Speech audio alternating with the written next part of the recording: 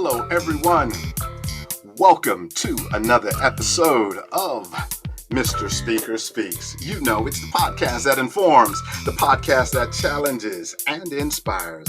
It's real talk from real people about real things. And truly, it is the show where the guests themselves get to speak. Even though it's called Mr. Speaker Speaks, the guests get to speak. You can learn more about me on the web at vincenttedwards.com, and you can join my online community at vincentondemand.com, where you can receive exclusive access to trainings and videos and more. That's where I help you to pivot into your purpose with power and precision, because we know that life is all about purpose. I have a great guest today, the one, the only, Dana Brooks of the world-renowned law firm of Facey Brooks, and she laughs as I say that. And we're going to have a great time today because we are going to talk about her book, Functional Feminism. Functional Feminism. We're going to talk about that on today. So I'm looking forward to having this discussion because I was blessed to have her at the church.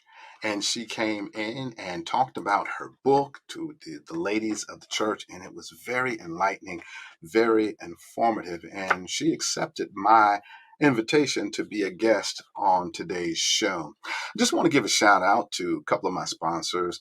Serious Web Solutions on the web at seriouswebsolutions.com, 850-597-1707. And for all of the males that are listening, if you need a haircut, please stop by Blade's Barbershop on Lake Bradford and see my man Dante, because he will have you looking right at all times. And if you need any motivation throughout the week, please join my motivation community by texting the word INSPIRE to 850-290-0066, and you will receive motivational text. Like always here on Mr. Speaker Speaks, we consult the Lord before we go because we want his presence to be here to guide this great discussion, because functional feminism is an eye opener. Heavenly Father, we come to you today thanking you for who you are. And now we ask for your presence to be here in the studio as we discuss my guest book. But not only that, God, give us insight and learn things that we can share with others and help others to become the best that they can be. And now I ask that your hand be upon Miss Brooks and all that she does, Lord. Open up doors that no man can close because of her plight to help women. God, they continue to help those who are injured. God, let your hand of protection be around them. Give them more wisdom and more insight to always do the right thing. And we will forever give you all the praise and all the glory because it's due to you. In Jesus' name, amen. Because we are talking to a very wise woman, a woman who has excelled in all that she has done. The inspirational scripture today comes from the book of Proverbs that deals with the wise woman. Proverbs chapter 31, verses 10 and 30. Who can find a virtuous woman? For her price is far above rubies. And verse 30.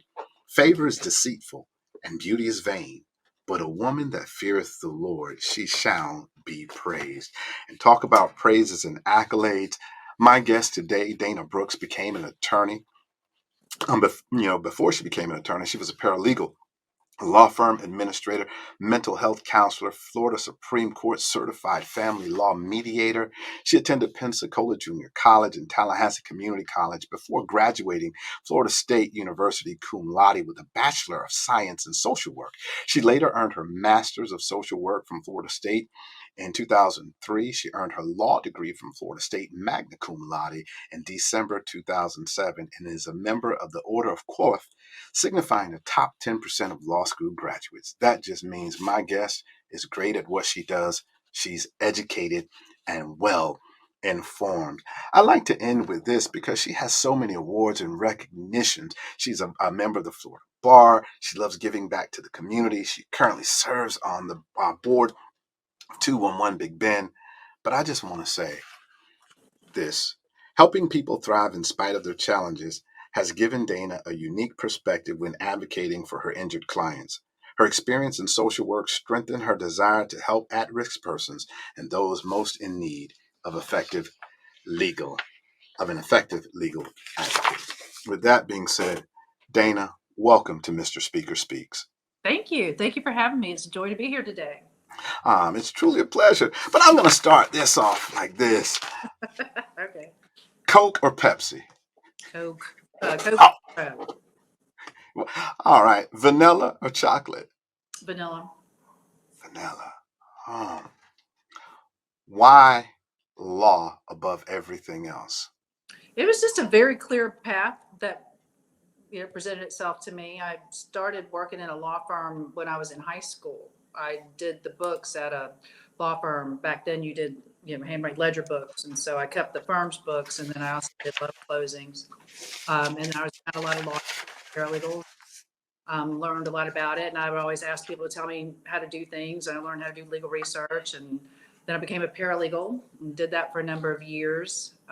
So law was kind of always a path. Even when I got into clinical social work, I was still a family law mediator. I was just trying to use all that knowledge I acquired, and then at some point, I just decided to go to law school. Said, "The heck with it, let's just do this," and that's what I did. And law school, based upon what I remember from your presentation, you were at 40 when you went to law school? No, I graduated from law school 3 days before I turned 40. 3 days before you turned 40. Yeah. Okay. So, wow. So it was always in your path. What was the biggest challenge that you faced as you pursued law? My particular family situation, I was married to a lawyer who had a very active practice that required a lot of him and a lot of support from me. I was a paralegal. So that was a lot of change for our family for me to be able to give the time and attention to law school, which is very rigorous. It's not like getting a PhD. It's pretty aggressive course of study. And you have to be done in a certain time. And I had children. I was still working. I had a house and everything to maintain, everything everybody else does when they're that age. So finding time to even study for the bar was really challenging. And then finding the time to keep up with my reading while I was in law school. But you just make it. Women do this. You just make it happen. Like if we're in the car and we're going to the mall to see a movie, I'm reading. If I'm getting a pedicure, I'm reading. If I'm sitting in a doctor's office, I'm reading. So I don't have any downtime. I'm making use of all my time. So you just learn to do those sorts of things. So honestly, being a lawyer was easy compared to what I had to do to get through law school. Yeah. So, what prompted you to write the book, Functional Feminism? Oh, I was mad.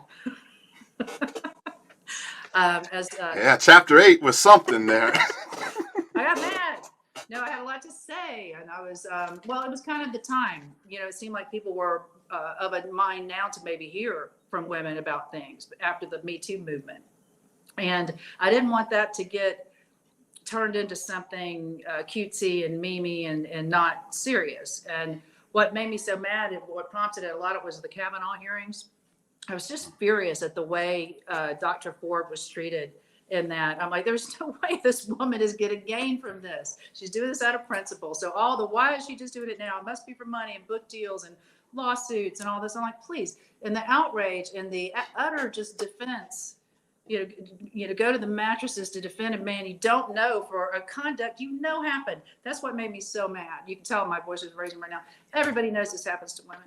It happens to them all of the time. And if they made a big deal over every single time a man did something inappropriate to them, they would have little time to do anything else.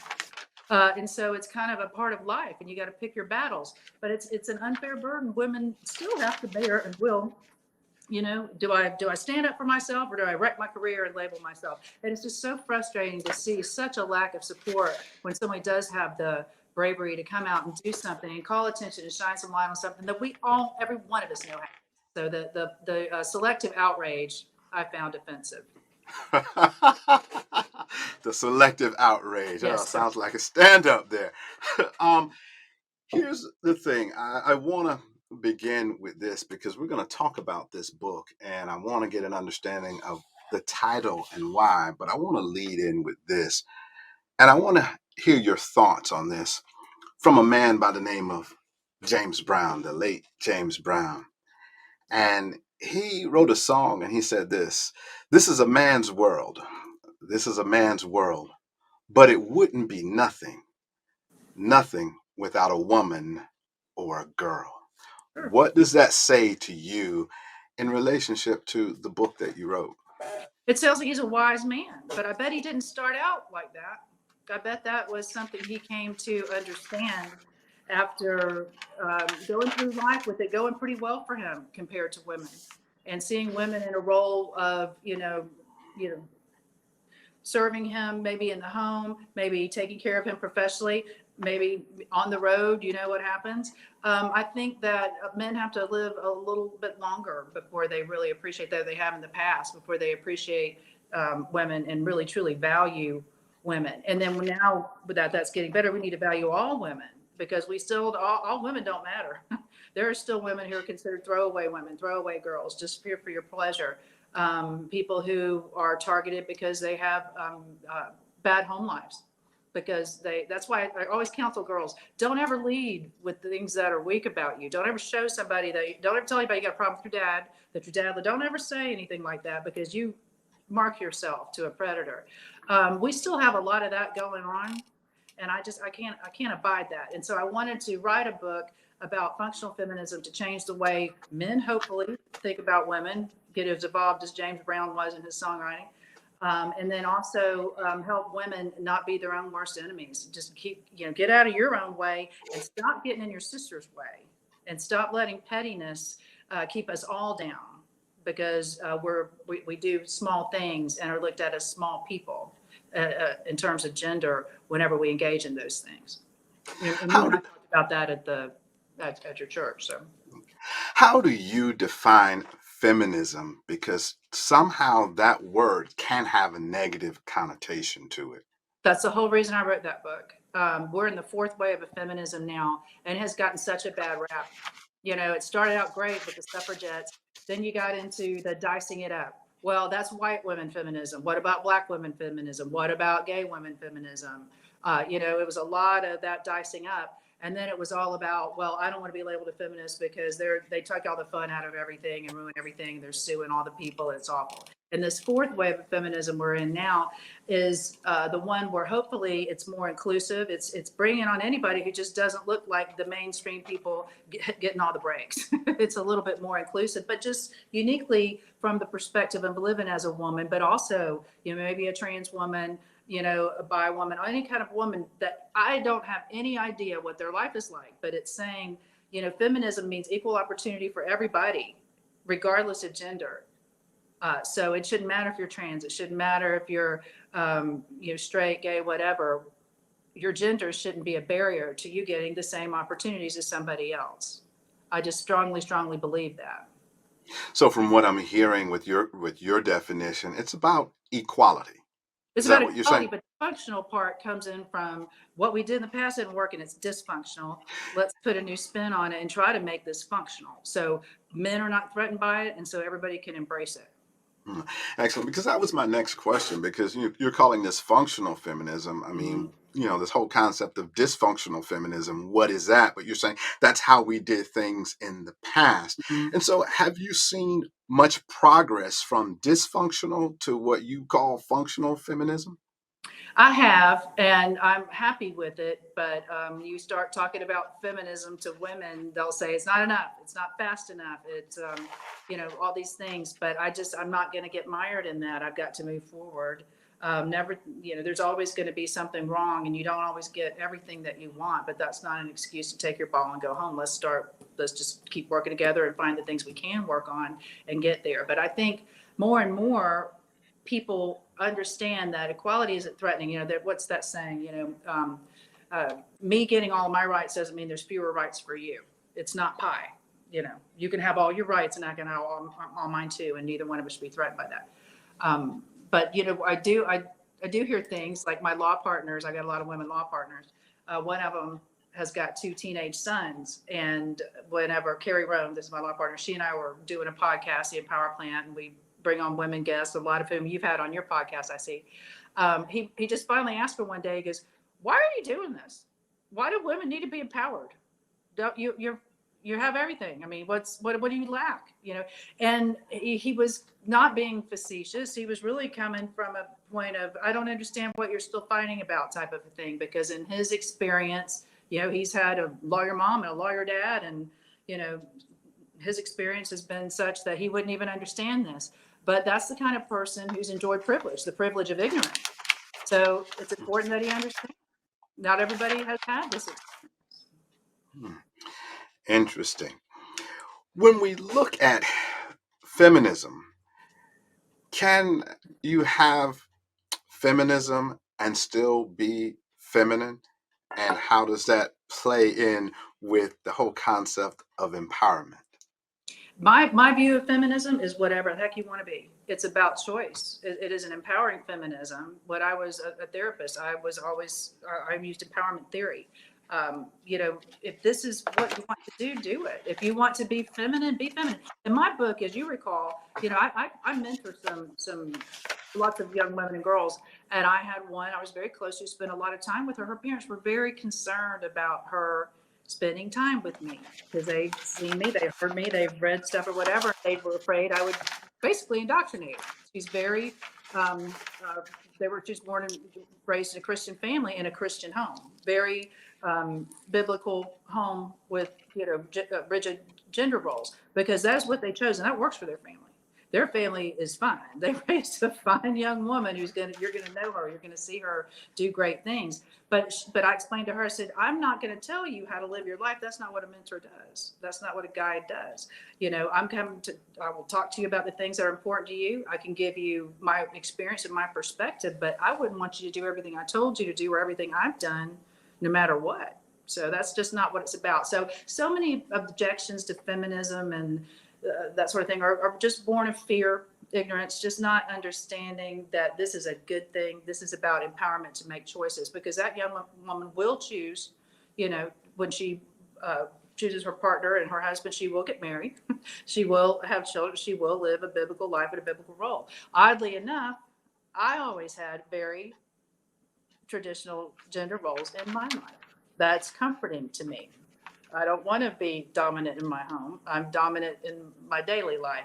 I like the idea of having a protector. It's important to me. But I'm very feminine.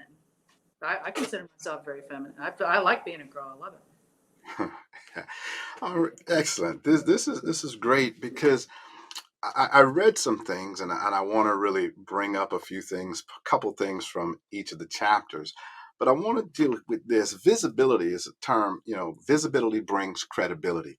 And Mm-hmm. because of the great work that you do in law, you're in television, with your commercials, with your show, Come Back Stronger, on billboards, so people see you and they know who you are. With that type of recognition, what role do you think your visibility plays in this whole plight to help women understand functional feminism? I feel like I have to lead by example. Like you said, I'm a very public person, and I chose that. I put myself out there um, to mentor, to speak to groups, to be on boards. You know, I've testified to the legislature, tried to inform policy. My side hadn't had much luck with that lately, but yeah, I take that role very seriously, and it's a lot to behold. I don't ever feel different. I'm still Dana doing what Dana does, but every now and then someone will approach me and they'll mention running into me somewhere and me saying something to them that changed their lives. And when you hear that kind of thing enough, and I have, you take it real seriously. You realize people are watching. And there are a lot of people who look like they're very accomplished women. They've got the degrees and the income and that sort of thing, but they're scared to take the risk. They're just scared to try to take a shot at the life that they want. And I've had so many of them come say, I looked at you and I saw, you know, well, she's been through this and she seems to be okay. And she's, you know, prioritizes her, you know, female friendships, but she doesn't hate men. And they think, well, you know what, maybe I can have a life without being a flunk. You know, people are so quick to label themselves. Oh, I'm a divorcee, or I'm a single mom, or I'm a this, and my life is set. You know, I try to get people to not buy into that. But yeah, I take my responsibility very seriously, and I feel very fortunate to have the platform that I do. You stated you wrote this book because you were a little angry, a little upset. Oh, at first, Did I mellowed at out. first? If you actually read it, you saw I did mellow out. Yeah, I started with chapter 8 as you recommended Yeah, I read because chapter. Just tell them what you're talking about. Chapter 8. It's just for you guys. chapter 8 is a note to men because it's a lot of things, and I really want to get into that because you talked about what is a man, but I highlighted one of the quotes, page 127. What I do believe is that we are not inherently weak, and you are not saviors, providers, or protectors. You're Mm-hmm. just people, peers, and potential partners. I was like, ooh. So I really Well, want to get. what I say by that, I mean, there's so many women are just waiting and just waiting and just waiting for the guy to come in and make everything in the life better. I don't think that's a great idea. I think that's a lot of responsibility to put on a man. Your entire happiness. I mean, don't you think his desires matter? He probably is looking for some support from you to maybe get to his next level too. So it's more of a maybe consider men in a different light. Maybe consider them as the partners who need support that you want. You know, Okay. it's more So of a mutuality. yeah, so now that explanation puts that passage in more context because when I read it, I was like, wow, because I'm a pastor, so I jumped over to First Peter 3:7 and started analyzing this thing, and it's like, okay, what, and then to hear you lead off, and you actually said about being feminine and you wanted Mhm. protection, so I was like, okay, I really need to get an That's my understanding. choice. Yeah, your choice, and so I wanted to get an understanding of that particular Mhm. passage there because I started in Well, chapter 8. yeah, I know Go so ahead. many women, especially the young women. They got their degree, they some bought their homes. They're financially steady, and they're just waiting. They're just waiting. They're just waiting, and they don't start their lives because they're like, "Oh, I don't want to be busy when I meet the guy," and then I start my new. I'm like, when you're living your best life and you're just joy is coming out of you and you're happy, that's when people are going to be drawn to you, and you're going to have actually more options. But no one's going to beat your house down while you're getting takeout and watching Netflix. They're just not going to come to the door and beat it down. They're not. You're going to have to put effort into it. Yeah, and so I really understand that because now that ties in with the whole concept of mutual submission. And then one of the phrases, because I hear a lot of women always say that, I want to get married. And I Mm-hmm. really ask them, do you just want to get married or do you understand what it means to be a wife? Because there's two separate things going on. And I often share with them that, world's best-selling book says, he that finds a wife findeth a good thing. Now, Mm-hmm. there's no problem with waiting, but are you in the place to be found? And it links into what you were Mm-hmm. saying, being out there in the Yep. community, being involved in doing things. So you have that exposure. So you can say, that's the one. Yeah, and go where people might have something in common with you or the things that you like. Don't cast a wide net. Go where the fish are. Go to the fishing hole. If you like, if you're into certain types of music or some kind of unique or alternative scene, go be there or go meet some people. I still think it's best to meet people in person through other people or work or activities because it gets you out of your house and it's a real interaction. But I can't talk anybody into doing that. They like the No. apps, and they like the apps. Yeah.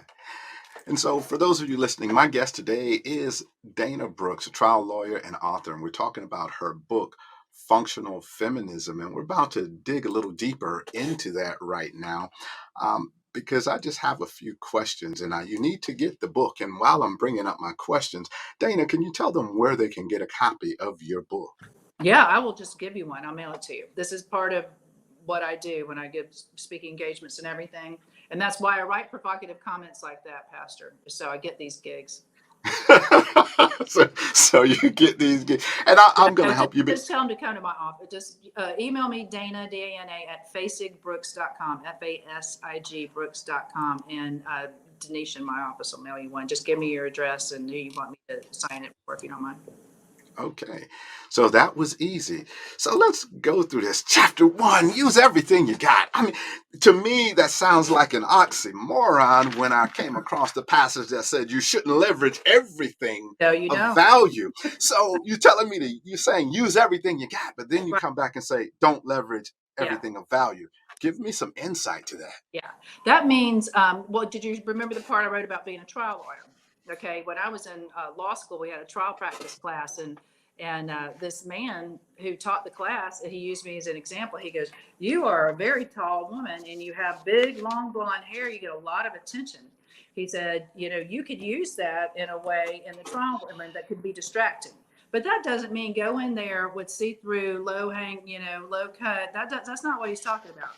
He's saying use everything you have to get the attention off that defense expert who's trying to kill you in your case and make them listen to you. So they just want to hear what that nice lady has to say, or that strong lady, or whatever the persona is that I'm trying to make. He's basically saying walk into your power. You have more of it than you think. Don't go in there dressed in a navy blue suit with a white, blouse, pantyhose, navy pumps, looking like you're impersonating a man.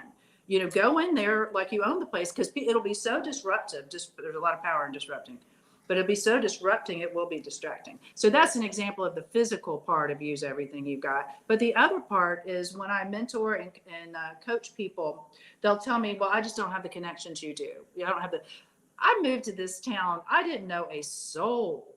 Okay. I didn't know a person in this town. But a law firm I had worked at for 6 months in Montgomery. That's how long I knew that man. I impressed him with my work, and he found me. I had a job in a week. He made one phone call. I had a job in a week. I had no idea I had that level of connection. And when I learned later who he made that phone call, that's a major person in this town. And it was just about, I was 21 years old. I had no idea I could get somebody to do something like that for me. But he asked, and I told him. He goes, "What you doing?" I said, "I have to leave. My husband got transferred." "Where are you moving?" "Tallahassee." "Well, I know this person. Let me give him a call." I was like, "What?"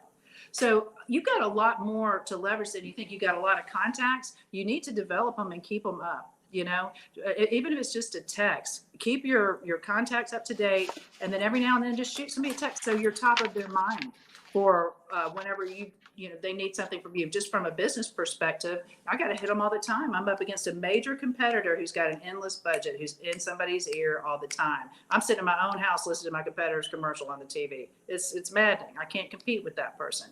But I do have a lot of other things. I make personal connections with people. I make eye contact with people. When I do that, I say, "Give me your name. What's your name? Let me put you in my contacts." I follow up with them. "Hey, did you get that surgery? You told me you were getting ready to have that thing. Did that work out for you?" You just actually just put a little bit of effort into something like that. Everything you want is not going to come to you in your computer and in your hand. You do have to get out and network. Use everything you have. Use the computer, sure. Get way on top of tech, 100%. But don't lose personal contact with people. And I want to bridge the gap because I want people to really read this book. So I just want to highlight a few things. But you bridge the gap to there when you talk about, you know, your contacts. In chapter 2, when you dealt with survival of the fittest, you talked about find the ends. And the question that Mm-hmm. came to mind is this all about building relationships or just using people to your advantage? Well, I mean, honestly, everything you're doing is to an advantage, even if it's just to make a friend. uh, you know, it's that's not a bad thing that you want to get something positive out of an exchange. A lot of people are altruistic and charitable because it makes them feel good. It releases endorphins and they feel wonderful helping somebody. That's not a bad thing. But do you accept that? I don't know if you accept that, but that's I mean, I understand it and I accept it because uh, what I'm hearing is, it should be a win-win. I mean, you don't yeah. just waste time to do Look for things, the but ends, look for the wins. Yeah, the yeah. wins you're doing it, you're genuine about it. Hmm. One of the things I like, because I really love meeting people and talking to people, and I'm finding out about them, and I'll do anything to help you if I feel that you're doing something of value, and I expect nothing in return, but Hmm. things always come back to me, and not They do. necessarily by that particular person. It goes Yes. back to give and it shall be given to Yeah. you. So it's all about, he who wants to have friends must first show himself Yeah. friendly. And who wants to be loved needs to be lovable. Oh my You need to be goodness. able to be loved. Somebody needs to find you. Somebody needs to be able to reach you. You need to be give some energy to receive love. Hmm. And you mentioned this, that you've been married multiple times, and then your chapter, always a bride, never a bridesmaid. Do you think feminism played a role in your marriages? And No, then you said marriage is not the only option. No, I laugh about it. I have to, because this is never how old one. It's the chink in my armor. It's the one thing I can't stand. That's why I make fun of it. I hate that because it suggests that I don't take marriage seriously, and that I didn't leave everything on the field. um, no, no, I don't think there's anything wrong with marriage, and I didn't take mine lightly.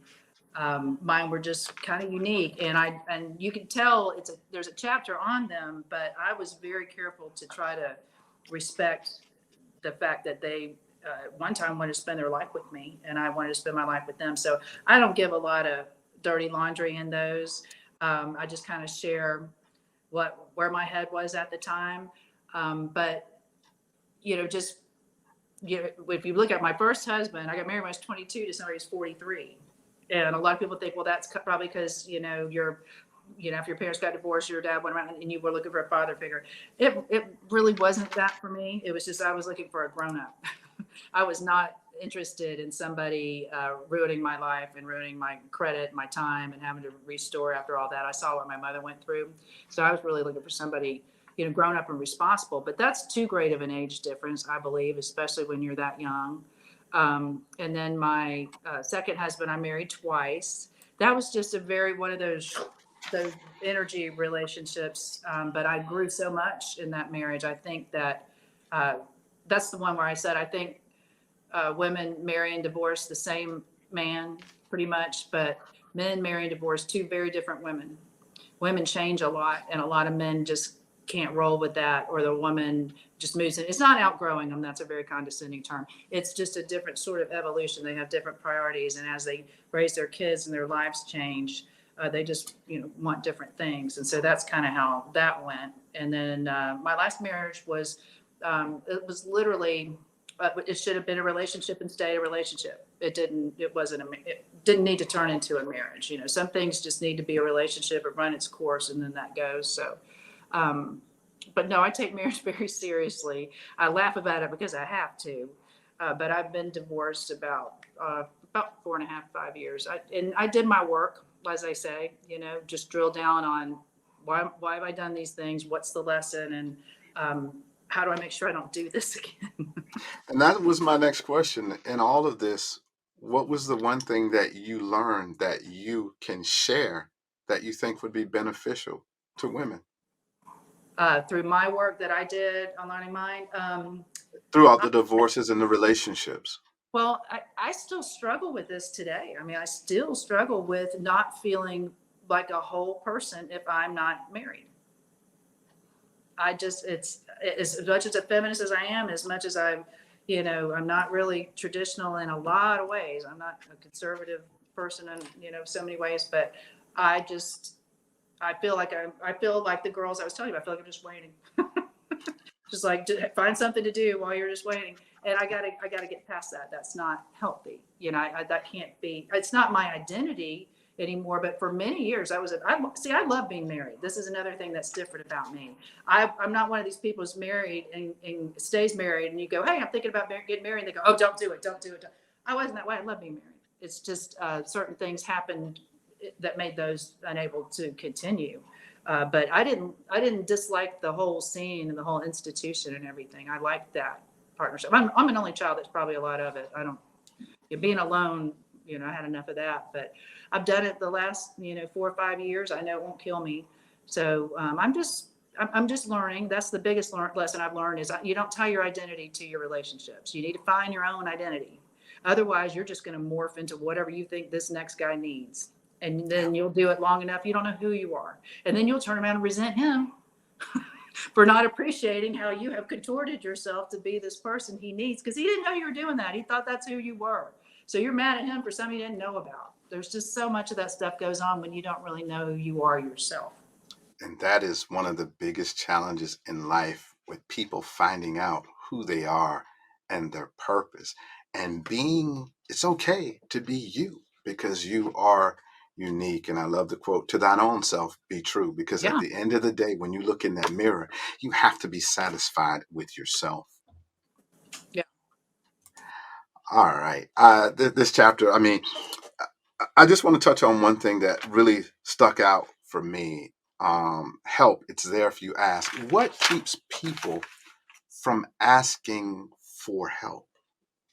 I think with men, it's pride and ego and shame, feeling that you're admitting that you are failing at being a man. I hope we can move past that. I have additional thoughts on men, and I'm actually thinking about an essay on that altogether. But on women, I think it is just women are so risk averse. They're so afraid of failing, and I'm telling you, in this world, you know, to the victor go the spoils. You've got to take some chances out there. Every successful man you've ever heard of did some maverick stuff, man.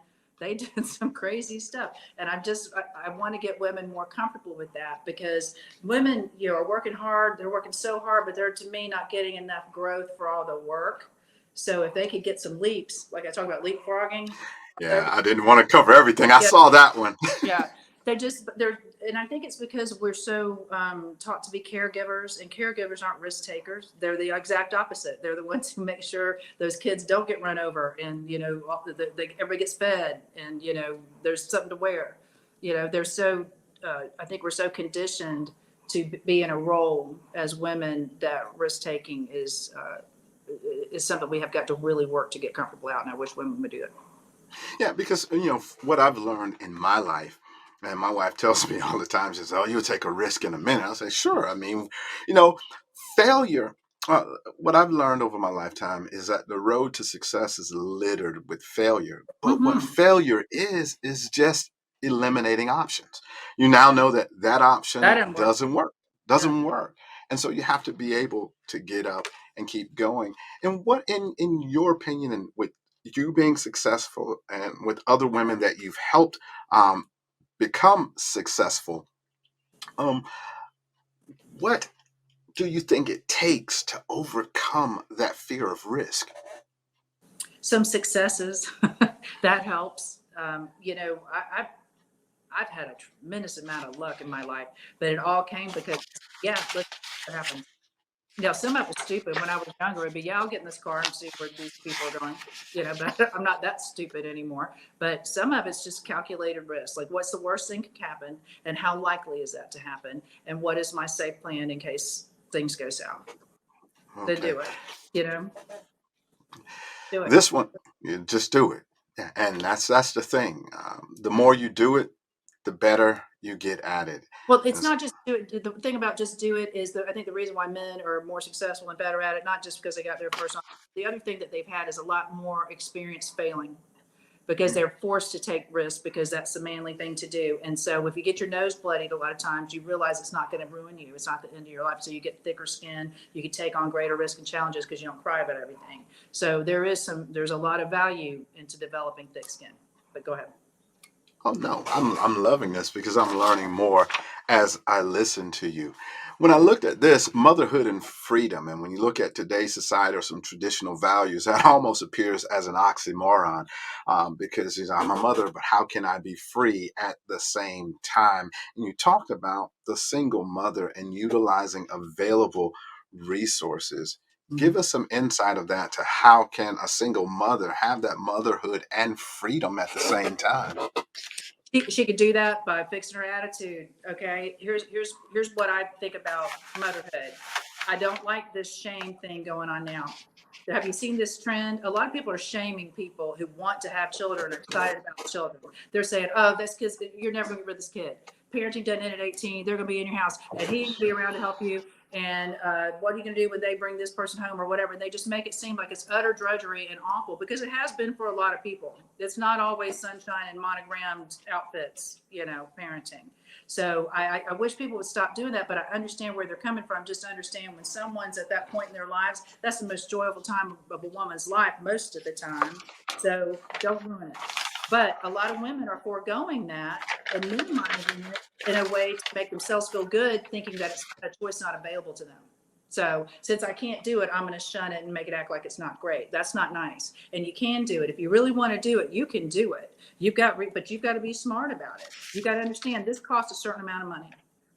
you got to realize that you've got some people who can help you. It can be like I tell people women to network. You know, if you're a working mom, find a mom who can stay at home, who cooks well, and she'll be like, you know, I got your dinner for you. If you can pick up my kids, whatever, sub it out. Get people who can drive your kids. You know, you can be creative and create and solve a lot of problems, but you got to get over your pride and feel like you're a bad mom because you need some help, and you need to be able to trust a group of women to have your back. And that's why, I mean, I can't, some of the things I see on TikTok and some of the things I see on these reels of women doing to each other still today, I'm like, really, really, please stop. That's your sister, you know, that's your sister. Be nice to her.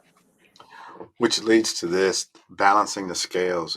And what I really, and this is where I really see you, you know, find a mentor, be a mentor. And that's what you do. You go out of your way to help women based upon what I heard you say at the church and how you refer business and how you Yeah. do things. Talk to us about your plight to help women, and what do you want the outcome of your work in that area to produce?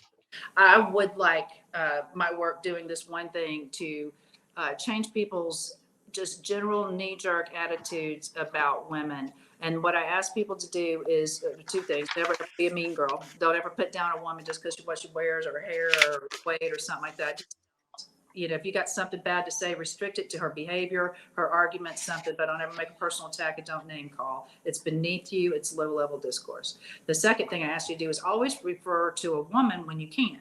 And I know the pushback on that is, hey, I would love to give work to a woman, but this is important to me. I want the best person for this job. So I'm going to hire, you know, this guy who's been doing it forever and he took over daddy's company. That's all fine and good. I like it, but I bet that guy's got plenty of business. And I bet you could reach out to him and see if he could mentor you or apprentice you for it. Or if you've already got the skills, you just need to get the business. You know, host a party and turn some people on to this female contractor or this, you know, whatever it is that this woman's doing or trying to start a business. This female lawyer. I do that with female lawyers all the time. I say, try to find a female lawyer to send this case to first. You know, and if she's not the best one for it, see if there's somebody who will mentor her or work with her, or see if you can, you know, work closer with her, you know, on this, and so she can learn. Because otherwise, we're never going to get better. Because there's very few shots like I had that just the heavens parted and a path was made, and all I had to do was not mess up. That doesn't happen to women all the time. You got to usually, you know, create your in, and I just want people to do that. So, what do you think really holds women back from helping one another? Helping one another is seeing your sister as your competition rather than probably one of your greatest assets. And So that's competition for that man, because that's apparently the holy grail. I get that ring and it's great. Please understand that if there's anything you don't like about that man, it's not going to improve after you make a commitment to spend the rest of your life with them. So he's not going to get, you know, stop waiting for it. If he's not the one, he's not the one. And if he is the one, it's not going to be that hard. You're not going to have to force him to marry you. So if you're doing that, if you're waiting around, if you're looking at every woman in his orbit as a potential competition or whatever, stop living your life that way. You put yourself in that prison. So just turn around and walk right out. Yeah. And we started with this chapter, A Note to Men, and you gave me an explanation of the comment that I really wanted to drill down into. In all of your experience with men professionally and in personal relationships, what is a real man to you, Dana? Ooh, a real man to me is one who is trying to develop empathy and trying to understand that he doesn't know everything and that there could be another perspective. At this point in my life, that to me is a real man. A real man to me has always been one who takes responsibility and has accountability. But I don't think a real man is someone who has to act in a certain way. You've never, you know, show any kind of emotion, be very stoic, be unavailable emotionally. I don't think a lot of the things that men hear about being a real man have been particularly helpful. And I don't think they've held up over time. I don't think that kind of thing is working today, because you do hear so much about these independent women who just are not interested in them. Once they start making their own money, they're like, I'm not even interested in that. So I don't like that. I don't like that for either gender. But I think a real man is one who wants to learn. And this is my other thing about men. I'm asking this for men. I ask women to do this. And watch your other men. Don't abide their bad behavior. Do you know who tells us? You know who's the one who always warns us about bad things happening to us? Other men, because you know how bad you are. You always tell us, don't go there, don't wear that. You know why you're telling? Because you know what you're capable of doing. So instead of telling us to correct ourselves, why don't you go around and say, don't talk to her like that. Don't put your hands on her. Intervene. That's a real man. A real man says, I'm going to help other boys and men become real men. And that is a great way to end this segment because it's all about that. The world's best-selling book talks about the aged women helping the younger women and that men ought to help men. And that's where we're lacking. And that's why I truly am pushing to build and to grow our men's ministry at the church because it's all about men and how they treat individuals and women understanding that. This is one thing I teach. Don't settle. You don't have to settle. Have your standards. And I'm not saying have ridiculous standards that only Jesus can meet, but be realistic and don't settle for anything. Mm-mm. You'll be What do you settled say? the rest of your life. So if you want that to be your life sentence, think twice before you go down that path. Dana, this has truly been a pleasure and eye-opening to be able to converse with you. I have one final question. Okay. At the end of the day, all that you've done, all that you continue to do, all that you see in your future, and all the interactions that you've had, what matters most to Dana Brooks? I want to, I want to, I don't know. I think I just want the place to be a little more civil. I want us to be a little bit kinder to people. If I can touch somebody, that makes them be a little bit nicer and less quick to judge somebody else or jump on them thinking you know something about them. If I could teach a little more empathy instead of reaction, if I can model that, hopefully, that'd be a big win for me. I'd like the world to be kinder to each other. Soft has gotten a bad rap lately, but we could be a little bit softer. The world's hard enough. We could be softer to each other, I think. Oh, love it. And I'm going to give you the last word, whatever it is that you want to say, because this is the show where the guests get to speak. You have the floor. What is it that you'd like to say? I just want people to try to have some perspective, especially if you have a visceral reaction to something. Somebody says something and you just recoil. Stop for a minute and decide how mad you want to be, how fixed you want to be to understand what you think you know about that. I find this is the frustrating thing with me is so many times people decide how they want to feel, then they look around for the evidence to support it, and then they just marry it. And they don't want any new information that might change their mind. They don't want to reconsider what they think they know because they're afraid they'll look stupid, they'll look foolish. I want us to keep our pride in check. It's good to be proud of your accomplishments and be a good person, but pride is often just the worst thing. It keeps us from really communicating with each other. If we could just talk with an intent to listen instead of an intent to respond, that would get us a long way. Oh, excellent. But I have to do this because go ahead and give a shameless plug for your law firm. Talk to us Oh, really. now I we love my get, law firm, and I do believe that we treat our clients better than I've ever heard of any other clients being treated. If you've been hurt or injured, call us. We will absolutely take care of you. If you can't, we'll explain to you why. We won't just blow you off and tell you. So give us a call anytime you're hurt and need 850-777-7777. all right. Well, my friend, it has truly, truly been a pleasure Yes, having you on the show, learning about functional feminism.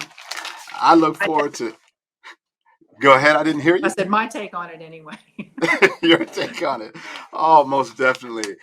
Well, I look forward to conversing with you much, much more. That'd For be my awesome. guest today, please check out my guest at functionalfeminism.com. Also, Fasik and Brooks, personal injury lawyers, www.fasikbrooks.com. There you'll see one of the world's greatest attorneys, Dana Brooks. But you've been listening to Mr. Speaker Speaks. Remember, visit me at vincenttedwards.com and join the online community at vincentondemand.com so that you can pivot into your purpose with power and precision. You know, life is all about purpose, and the question becomes, are you living yours?